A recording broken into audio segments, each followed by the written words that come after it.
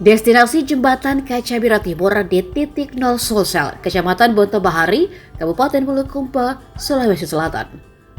Objek wisata ini menjadikan Jembatan Kaca sebagai ikon yang menjadi spot foto utama bagi pengunjung. Di lokasi ini pengunjung merasakan sensasi berjalan di atas laut. Adapun kaca yang diinjak mempunyai ketebalan yang cukup untuk menahan beban berat. Untuk menuju jembatan kaca, pengunjung harus menuruni 77 anak tangga yang terbuat dari kayu. Waktu terbaik untuk mengunjungi jembatan kaca adalah di pagi hari dan sore hari. Dengan lokasinya yang menghadap laut ke arah barat, jembatan kaca sangat cocok sebagai tempat untuk menikmati keindahan matahari terbenam di laut.